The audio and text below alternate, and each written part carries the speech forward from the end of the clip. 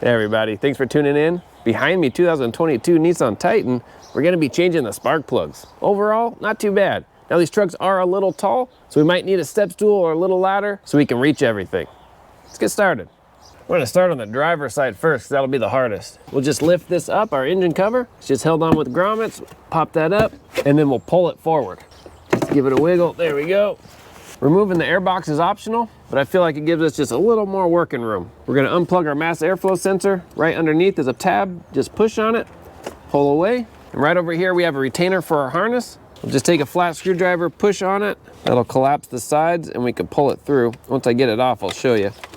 Let me zoom you in. So here's our retainer. We just wanna push in on both sides with the screwdriver and it pops it out of this little hole. So not too bad, we just let this dangle there. And we got this clamp right here, just a flat screwdriver or an 8mm. And then this clamp right here, same thing. And we got these metal tabs on our box. Pop this up. And this whole thing can separate. There we go.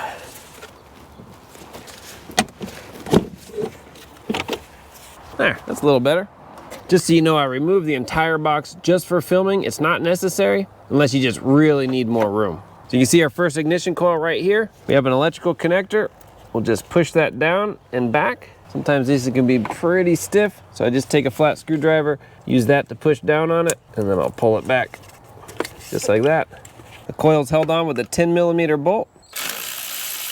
Pull that out. We might be able to get this first ignition coil out, but usually this harness is in the way. You have a couple harness retainers. Here's one right here, and there's two in the back, and then an additional one right here. For the ones that look like zip ties, what I like to do just to save time and frustration is go ahead and cut these. So there's three that look like zip ties, cut them off. We'll re-zip tie them with a new zip tie when we're all finished. So we'll just take a pair of side cutters. We'll cut this off, put it through. There we go, there's one, and we'll cut the rest of it off. Be careful not to cut our harness. So there's one. That helps free this up a little, and we'll get the others. Okay, I got those three. This can move up a little. And once we get this one here, it can really move for us. Let me zoom you in on this one here. So this plastic retainer here, you're supposed to be able to push back a little tab, and it'll slide off of this metal bracket. I find that to be pretty difficult. So once we have all the other retainers removed, if you look right back here, we have a 10mm bolt holding this whole metal bracket on. So you have an option to remove the whole metal bracket. That's what I'm gonna do, or keep working on this plastic and separate the plastic retainer from the metal. That's up to you. It's easy enough to get a wrench in there. I'm gonna use my socket and extension, push the harness out of the way, get my socket on there, just like that. Now we'll buzz it off. There it is. Set that bolt aside. All right, perfect. Now we're nice and free. So for our ignition coil, you can just twist it, pull it up. There it is. If you're thinking about replacing your ignition coils, the original are from Hitachi. I recommend going OEM or purchasing a good quality aftermarket product. Don't go cheap on these babies. The manual also says the two rear ignition coils have to go back where they came from. So I'm just gonna put them all back where they came from. So this was in the front. I'm just gonna put one dot on it. Because I'm doing one side at a time, this will let me know that this was the front or the first one we took off. The second one, I'll go ahead and put two dots on it, and that'll let me know that was number 2. Another way to help not mix them up is to just do one at a time. So we took this one off, we could take the plug out, put the new plug in, put this right back in before taking off any of the others. That's another option. Our spark plug socket is either a 14mm or 9/16. Those two numbers are pretty close to each other, that they're interchangeable. So we'll put this in, crack it loose, and get the rest of it with my electric ratchet. There it is. Our new spark plugs will go in dry, and we'll hand thread them all the way down. That's it till they bottom out. My manual says 15 foot-pounds. We can put a smidge of dielectric grease inside our coil. Doesn't take a lot. That'll just help it slide on and back off in the future. So we'll put this back in. Push it all the way down. Put our bolt in.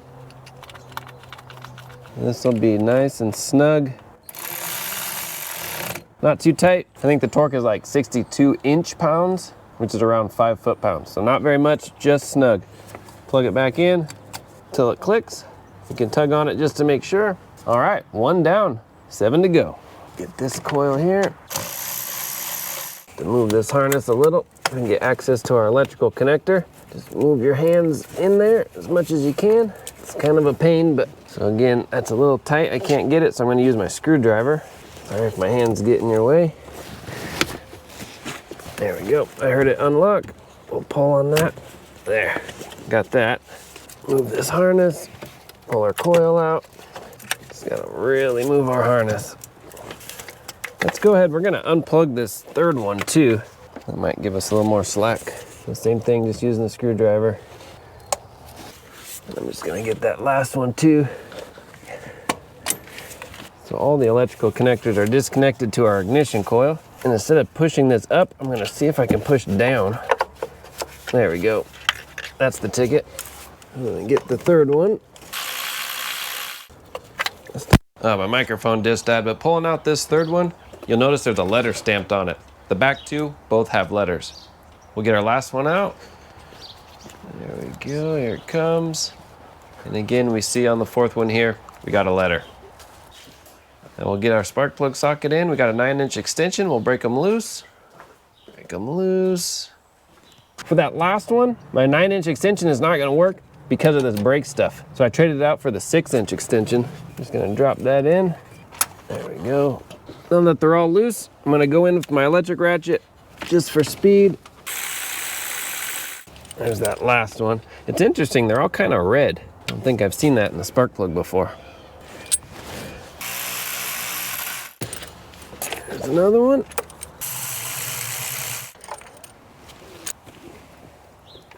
Just goes in dry, hand tighten it until it bottoms out, and 15 foot-pounds. Put in our third one. Well, it's really not too bad. Once you get that electrical harness out of the way and all the ignition coils unplugged, that's gonna be your challenge. Once they're unplugged, getting the coils out, spark plugs out and back in, it's not too bad. And the last one, I'm just using the 6-inch extension. Some people ask about the gap. These are iridium spark plugs. They're pre-gapped from the factory, and iridium is thin, so if you try to gap them, you can actually damage the iridium tip on them. So it's recommended to not manually gap them. Just trust what the factory did. So I can't put my torque on it with just the 6-inch, so I'm gonna add a 3-inch to give it that 9. See if that pops it out enough. Yep, that worked. Nice, all the plugs are in. All right, got a little bit of dielectric grease on all of them. This was number 2.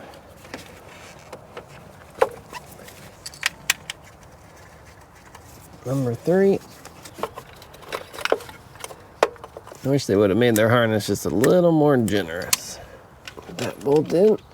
And last one, long reach. Make sure your electrical connector's not caught underneath it. Get that bolt in. Snug them down. Plug them all in until they click. I'll get this harness bolt in. You can put it in the retainer first and then put it on where it goes. Just gonna snug it down with a wrench. Doesn't have to be too tight, just kind of like your ignition coils. Just snug. If you feel you want your zip ties back on, we'll go ahead and do that. Just through that hole. Cut off our little tail. Do the back ones too. Sweet, we're done. I did this for filming, but it might help out. I just took this little hose off right here. It was in the way of my camera. This hose clamped back on. So if you think you need just that little extra room, go ahead and take that off. Same with this box here. I took it out because it was in the way of my camera.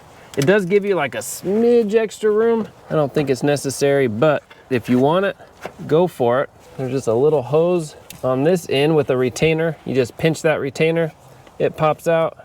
And then another little electrical harness retainer here. That goes on it, pop that out.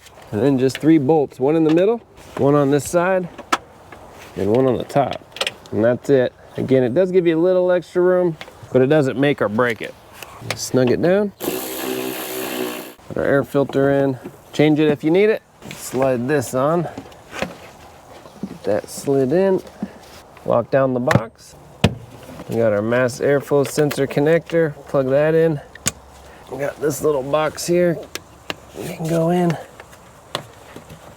Those are a flathead, just snug. Get a little bigger flathead. That is it for this side. I'm gonna make this a shorter video and just show this more complicated side. The passenger side is wide open, so all you have is the electrical connectors, ignition coils, and spark plugs. Nothing else has to be removed. Once you're all finished, we'll throw the engine cover back on. That just snaps in those grommets, and you're done. On the passenger side, there's just one tip I can give you that'll help. That's to put a little bit of dielectric grease on the outside of your spark plug socket. You'll notice this side is just a little tighter than the driver's side. A little bit of lubricant will help, and when you're coming out, just give it a good twist on its way out, and you should be good to go. That's just if you're trying to pull it out and your extension keeps popping off of your socket. I found lubricating it is the ticket. All right, that's it. All right, that's it. All in all, not too bad. The driver's side is a little more complicated, but still manageable. For me, I think the hardest part is just crawling over the big truck. Other than that, getting that electrical harness freed up, that's the ticket. After that, it's not too bad. I hope it's okay I didn't show the passenger side. Really, it's wide open. If you can do the driver's side, the passenger side is a breeze. After we've got all the spark plugs changed, just started up, make sure there's no misfires, take it on a good test drive, and you're good to go. Thanks for watching. I'll have links in the description for all the parts and tools used. If you have any questions, comment, post down below. Work safe, have fun. See you on the next one.